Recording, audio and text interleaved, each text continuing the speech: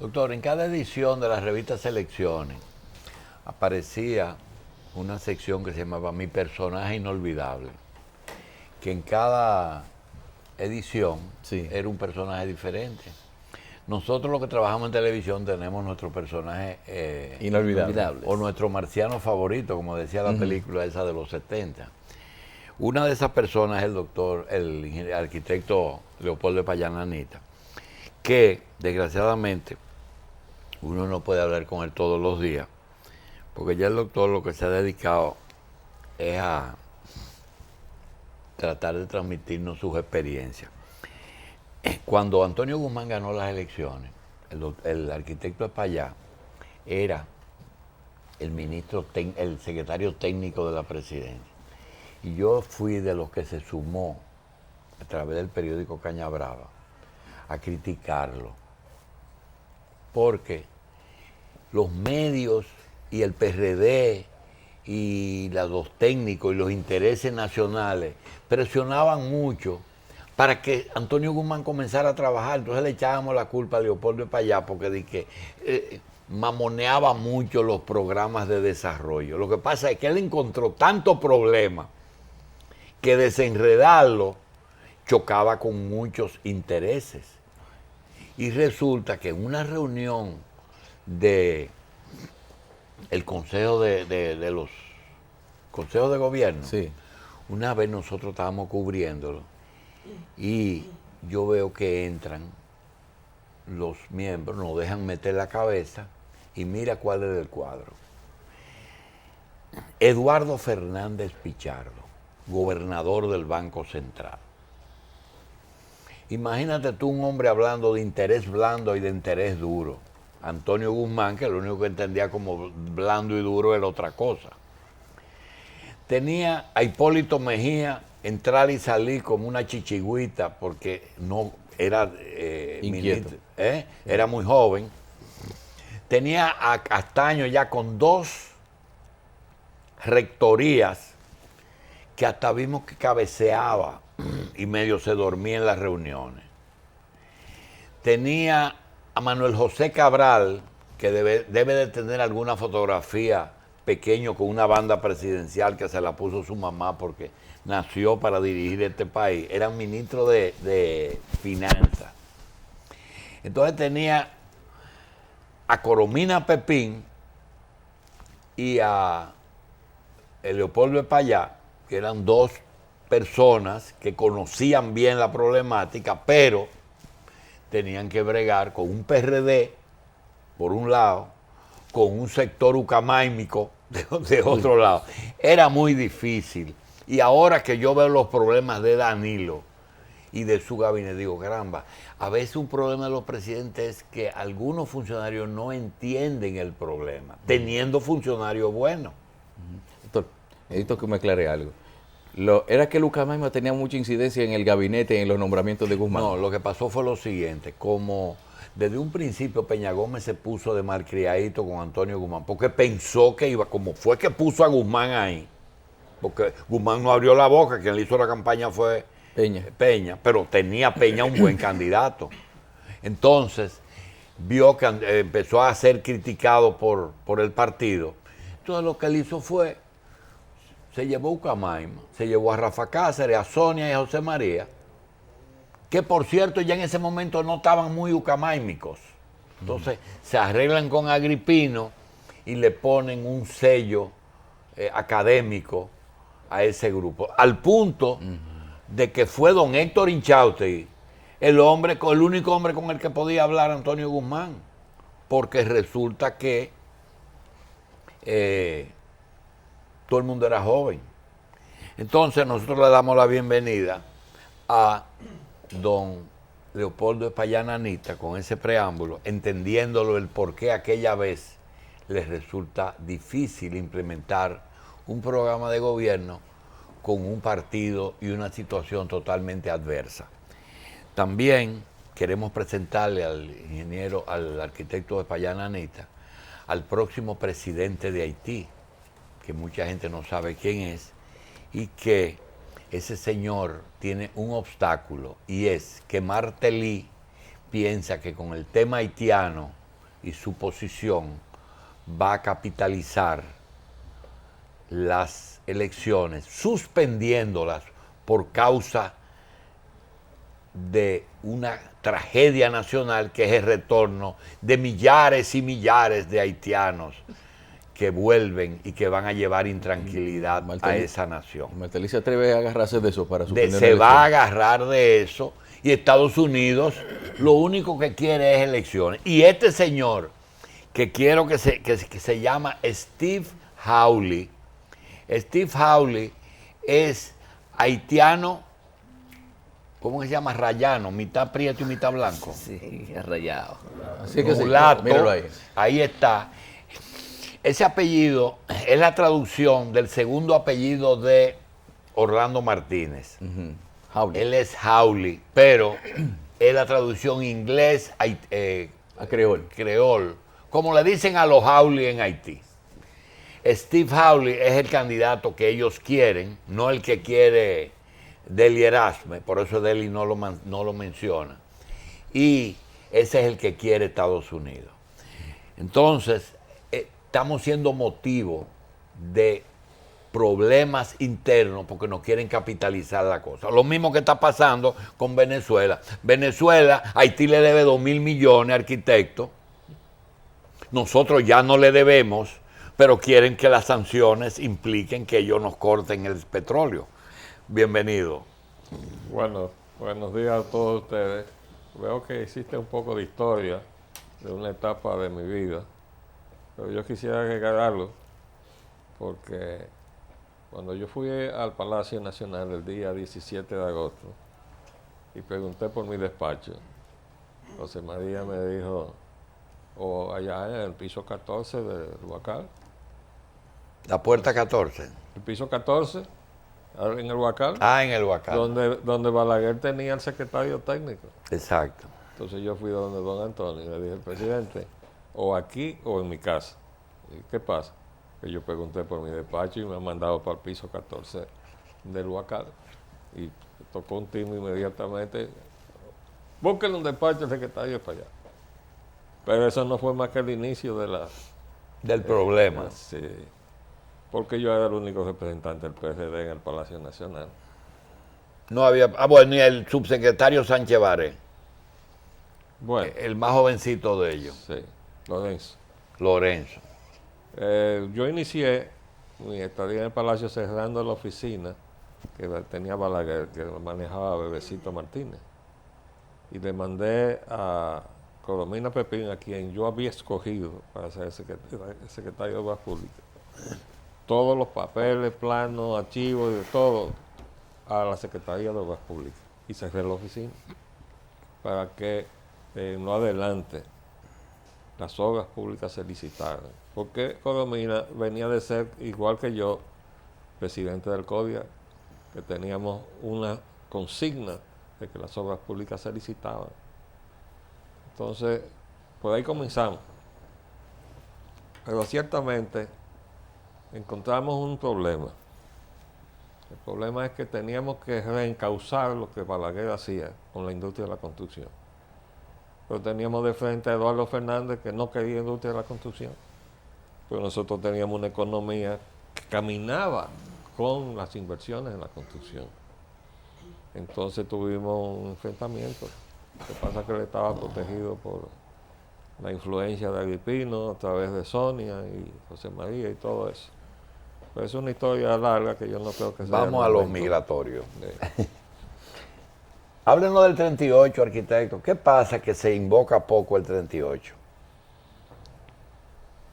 Bueno, tú estás hablando del acuerdo dominico-haitiano de enero de 1978 que se firmó en Washington y que tenía la tutela de 3 presidentes. Franklin Delano Roosevelt, presidente de Estados Unidos, Federico Laredo Bru, presidente de Cuba, y Lázaro Cárdenas, De México. presidente de México, a solicitud de Haití, que quería protegerse de República Dominicana. Pero yo tengo la correspondencia que se cursó entre Trujillo y cada uno de ellos antes de que se iniciaran las reuniones en Washington. fueron intercambios muy amables, todos ellos, con Trujillo. Pero ese acuerdo culminó, yo quiero leer lo que yo le doy más importancia de ese acuerdo, que es el artículo 10. Después todo lo demás es un poco, si se quiere, la parte de la compensación económica que se impuso porque Trujillo, al ver que el primer plazo que le había dado a los haitianos que incursionaban en suelo dominicano no fue acatado, le dio un segundo plazo, tampoco fue acatado. Entonces mandó, dice, a todo el que no se vaya, tómenle cuenta aquí. Y quedaron unos cuantos, eso, no se sabe cuántos muertos fueron. Lo cierto es que yo tengo el informe que rindió la misión jesuita que estaba en la frontera, en Dajabón. Un informe que es del 36 al 57, cuando se cerró esa misión fronteriza. No habla de un solo muerto en la frontera. Digo, y por lo menos hay que decir que ese informe encubre los muertos que hubo. Ahora, todos esos muertos fueron multiplicados por 1000, por 10.000, etcétera, ¿no? Yo creo que es una exageración decir que no los hubo, pero no fueron tantos. Lo cierto es que hubo que darle una compensación económica y el tratado fundamentalmente tiene esa parte, excepto en este artículo 10. Oiga cómo dice: para impedir en lo porvenir toda posibilidad de nuevas dificultades, las altas partes acuerdan, o sea, los dos estados que firmaron. Primero, que cada uno de los dichos gobiernos adoptará las medidas que sean necesarias para impedir que sus nacionales se introduzcan por las fronteras en el territorio del otro estado sin el correspondiente permiso de la autoridad competente de este.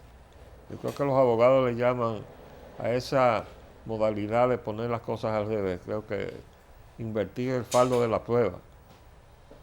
No le decían a cada gobierno, usted vigile la frontera para que no se le metan a su lado los del otro lado, no. A cada estado le dijeron, usted es responsable de cada nacional suyo que pase del otro lado en condición de ilegalidad. Quiere decir que por cada haitiano ilegal que hay aquí, hay una demanda contra el Estado haitiano que nunca se ha ejercido. Segundo,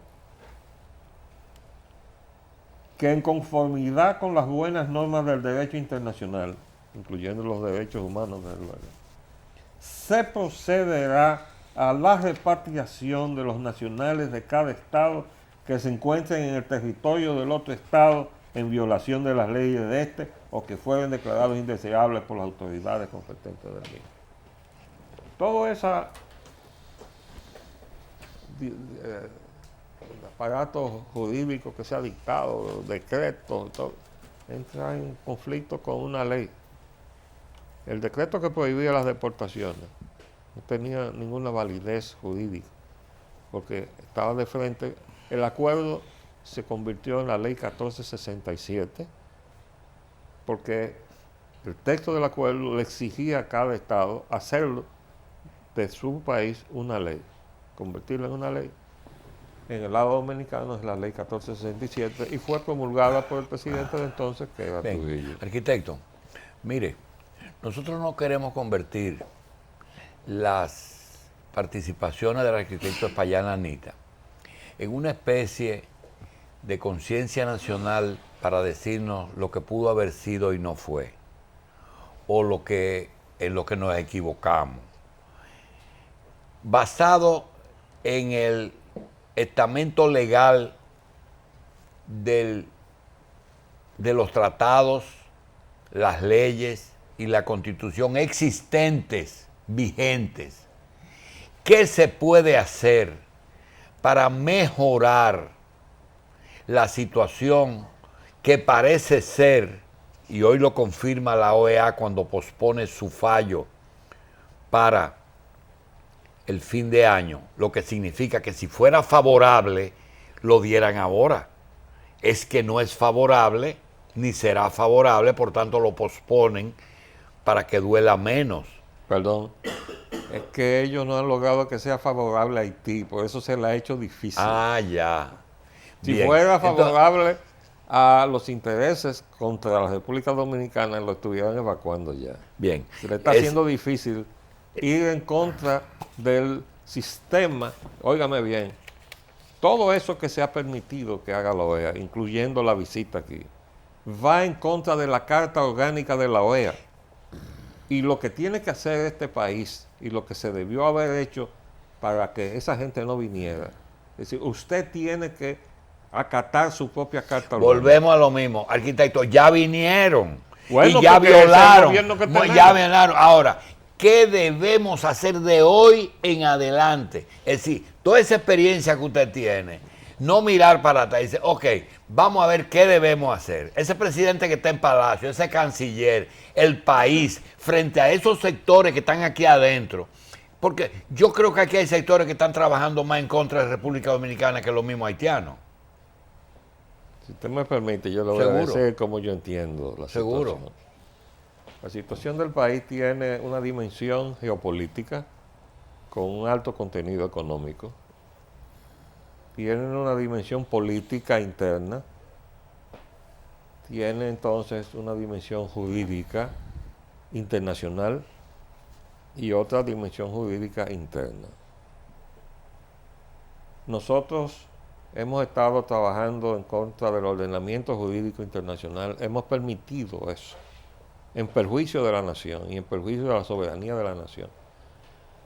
Todo este tinglado con Haití lo motorizan las corporaciones mineras que se están apoderando de la riqueza de la isla. Y hay 2 expresidentes de Estados Unidos al frente de esa conjura.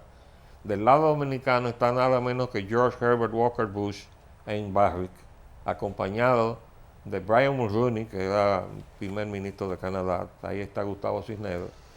Pero él tiene de acompañantes al duque Felipe, duque de Edimburgo, el consorte de la reina de Inglaterra, en Barrick. Está el príncipe Bernardo de Holanda, que ya no es el príncipe consorte, pero lo fue. Está el expresidente del Banco Federal de Alemania. La plutocracia mundial está ahí en Cotuí.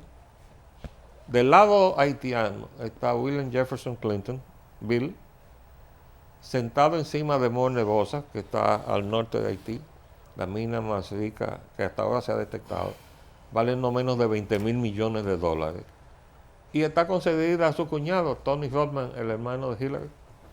Entonces esa gente, mire, el lado dominicano de esa mina, la de Mont Nevosa, sale a la altura de Restauración. ¿Usted sabe cuánto vale el lado dominicano de esa veta transfronteriza? El doble, 40,000 millones de dólares. La de nosotros es más costosa. ¿Perdón? El lado dominicano es más costoso que No, que vale más. Ya vale más. El doble. Entonces, lo mismo pasa con Hondo Valle en Elías Piña. Esa veta es tan fronteriza. Esa veta, de acuerdo al informe que salió en la prensa, es una de las minas más ricas del hemisferio. Todavía no se ha cuantificado del todo. Ese Hondo Valle Elías Piña, ¿verdad? Sí. Y es tan fronteriza también. Ese es el problema. No se conforman con las que están del lado dominicano y las que están del lado haitiano. Es que hay unas transfronterizas que se les hace difícil manejar, con un pedazo allá y otro pedazo acá. Hay que borrar la frontera. Y entonces se han inventado lo que yo llamo el presidente de la isla. O sea, un presidente escogido del lado dominicano, pero reconocido del lado haitiano por el 5% blanco y mulato, que dice la CIA, que es la composición étnica de Haití. Usted entra al internet y busca Haití y busca perfil étnico. Dice la CIA, 5% blanco y mulato, y los blancos de ese 5% son de origen árabe. El 95% negro.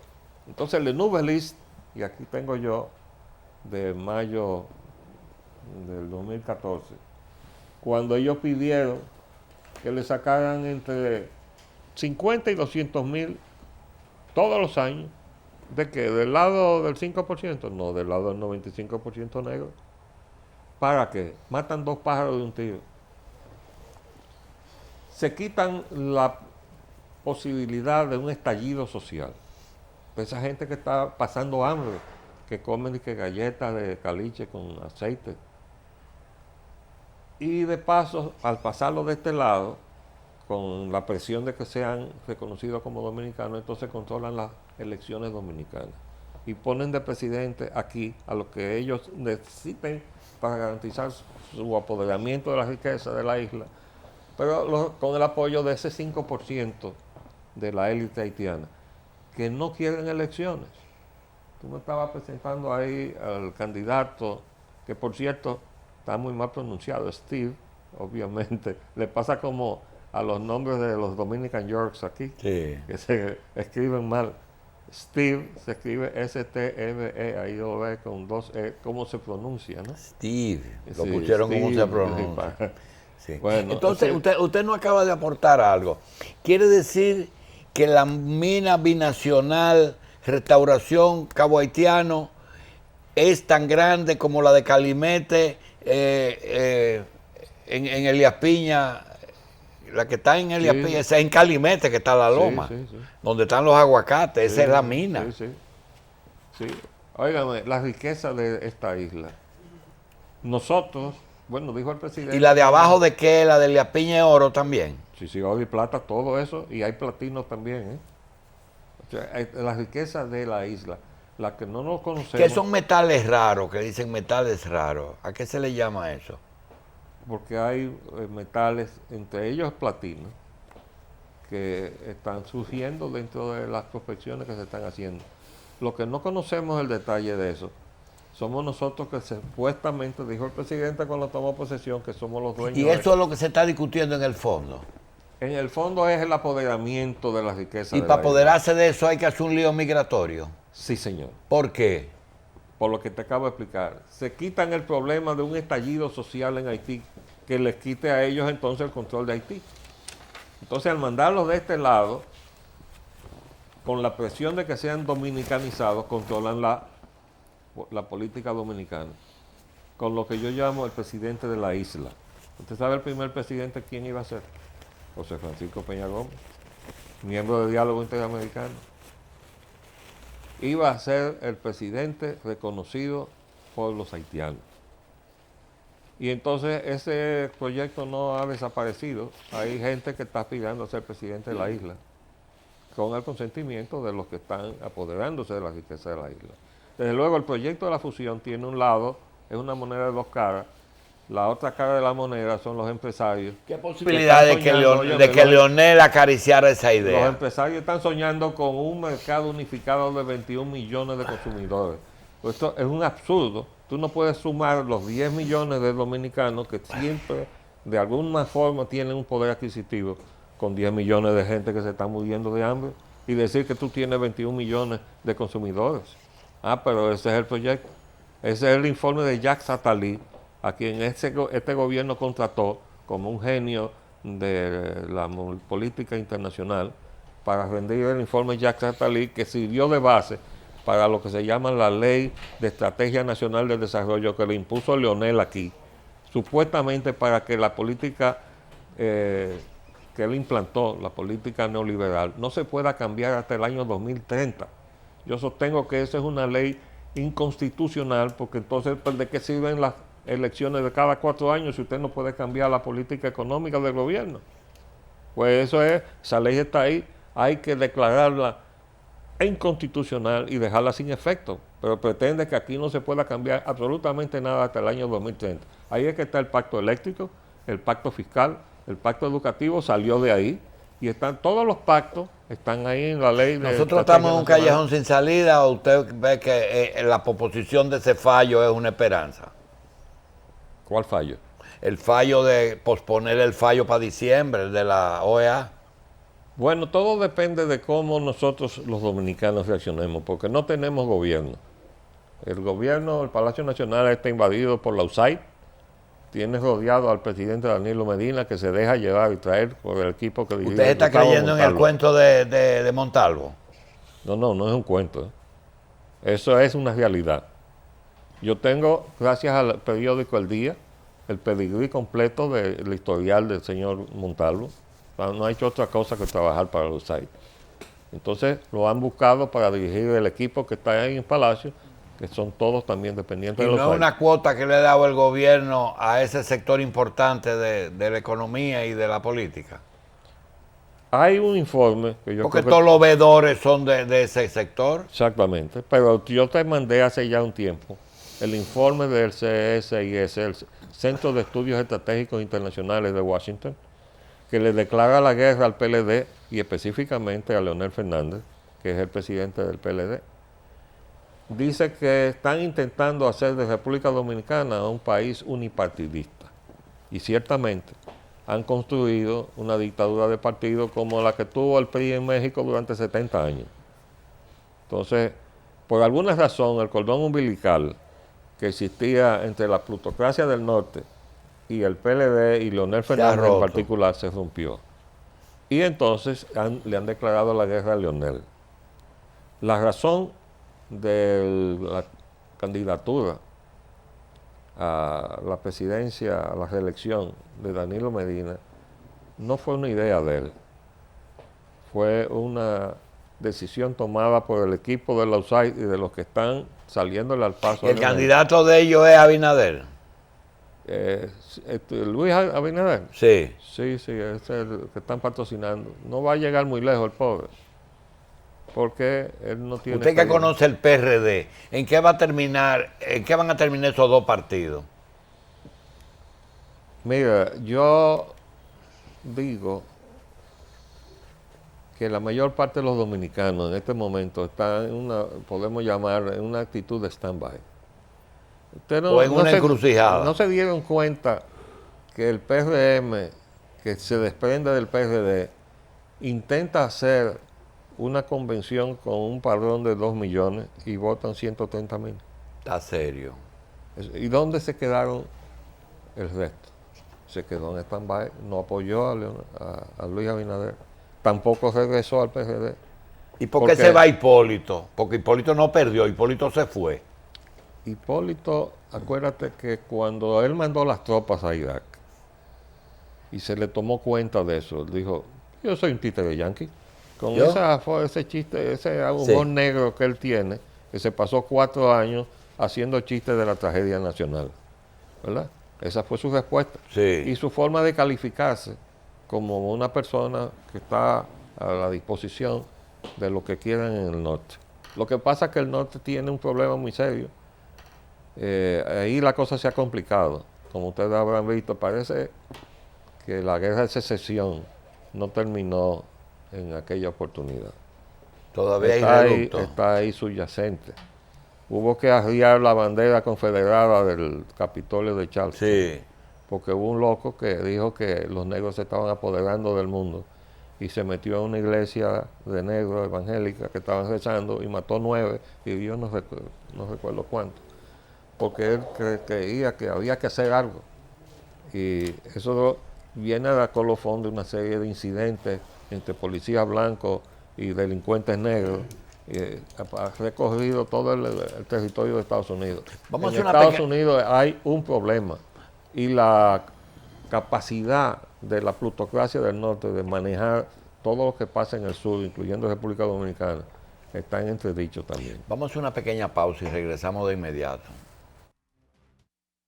Arquitecto Leopoldo Espallán Anita por Coral. Arquitecto, en medicina hay una situación farmacológica que se traduce también a la política de hoy, que es el efecto no deseado. Usted a veces se toma una pastilla de aspirina esperando quitarse un dolor de cabeza y le da un dolor de estómago. Pero también hay contrario. Cuando usted tiene tratamiento para sus coronarias y toma un medicamento nuevo para aumentar su circulación, averigua también que aumenta la circulación en el área genital y produce un efecto muy positivo en los hombres en su desempeño sexual, que fue el descubrimiento del Viagra.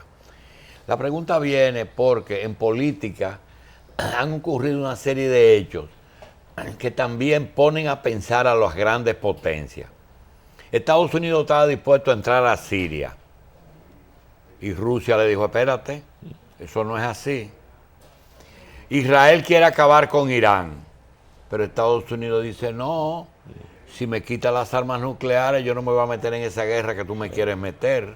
Ya me metiste en Irak, me metiste en Libia, me metiste en Egipto, me metiste en Túnez, pero no, y me quieres meter en Siria, pero no me voy a meter a pelear con Irán. Con Corea están vadeando el asunto.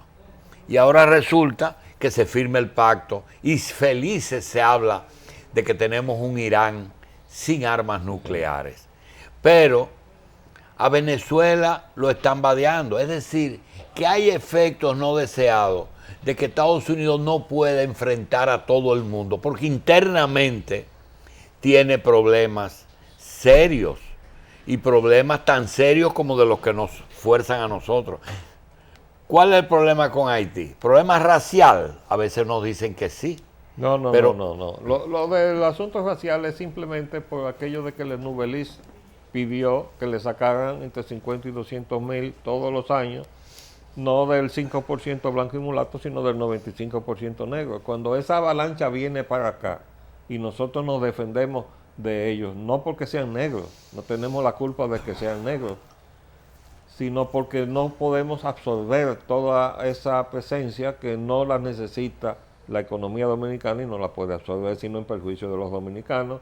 Entonces nos dicen racista, xenófobo, pero eso es la campaña del proyecto de la fusión para resolver su problema.